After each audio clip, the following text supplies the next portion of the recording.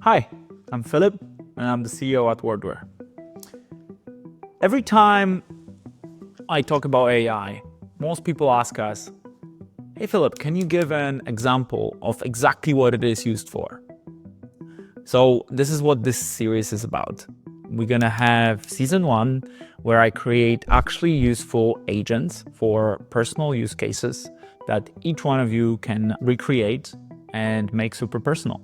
So today we're starting with something that I do quite often.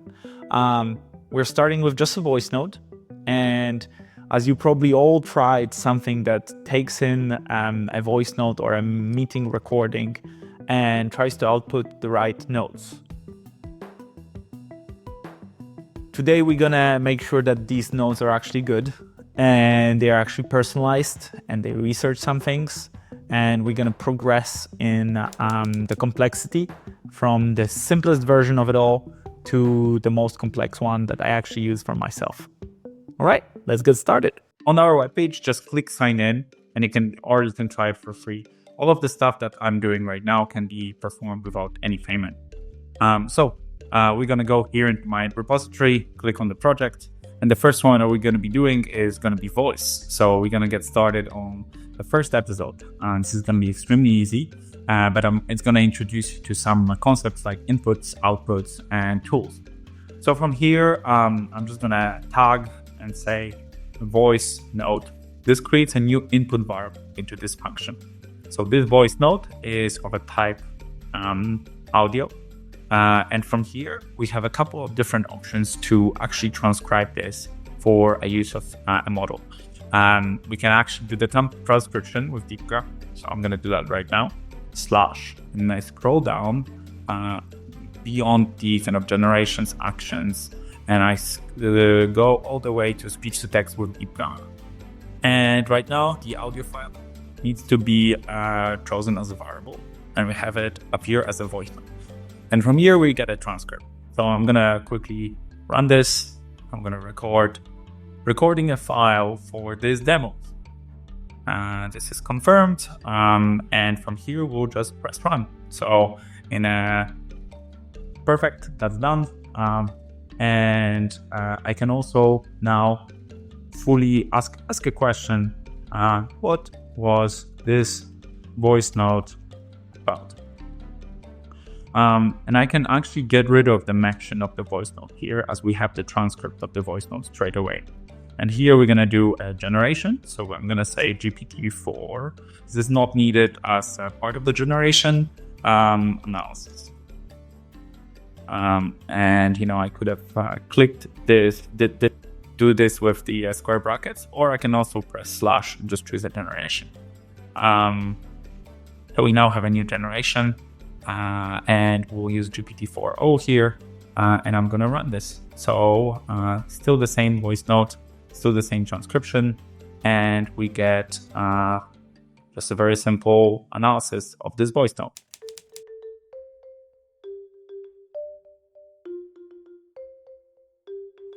And from here now, we can use a different model that actually recognizes voice as an input. So if I delete this transcript and just reference our voice note, let's see if that works.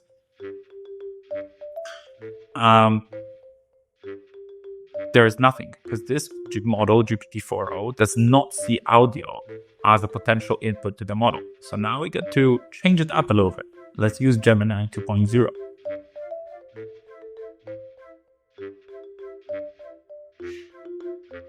This is it, but we can see that Gemini actually saw that audio file.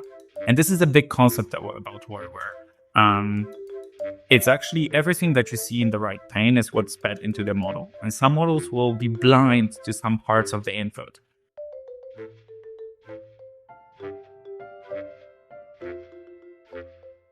But from here, we can, for example, quickly do let's call it voice note to text. We're gonna just keep this, duplicate it, and we're gonna say voice note to dream analysis. And we have that voice note. What was this voice note about? Instead of that, we're gonna say act as a professional dreams analyzer and tell me about hidden meanings behind a voice note about a dream I had last night. All right, so we have a new generation here. We don't need to actually transcribe it because Gemini 2.0 Flash will see the whole of the voice note. And then from here, we're gonna say, now act as a psychologist and try to figure out what are the underlying fears and phenomenons for this person about this dream. My prompt is pretty bad here, but we're gonna do a slash command. We're gonna do another generation, and let's use Claude 3.5 Sonnet. And then from here, we're gonna say create a mini podcast about this dream that I will be able to listen to, and it will contain provoking questions. So I can listen to it and on my rides to work. And here we're gonna do a trick, the square brackets, it's podcast. And then I'm going to turn this podcast with one of the tools. I'm going to press slash again, and we're going to do text to speech with 11 labs. And we're going to now feed in this variable of podcast into this. And I'm going to choose British voice. That'll do better. And now I'm going to record a quick file. So today I dreamt about being in a castle and trying to defend that castle from a horde of zombies. And that actually turned out that I couldn't do that. And I ended up running away on a unicorn horse. Finally, I was trying to feed the horse, but it was not eating what I'm giving to it because I thought it's a normal horse, but actually it was a unicorn.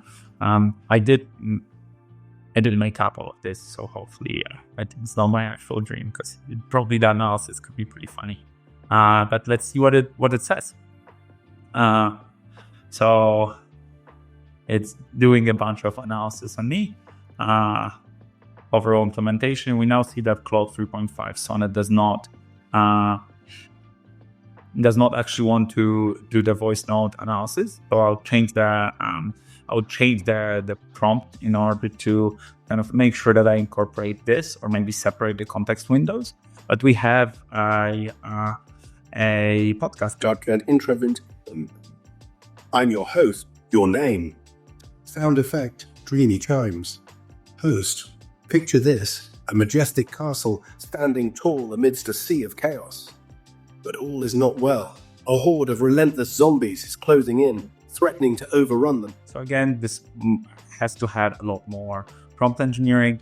But this is a quick thing that I actually did for myself a while ago in order to analyze some of my weird dreams. So I hope you enjoyed this. And I'm going to be doing a lot more series around practical uses of each one of these things, especially playing around with actions, which will be a new feature of our product, where we can now choose from thousands of different integrations that we worked into the product, maybe saving it to Notion or saving it to Trello, or maybe doing a Google Doc about this.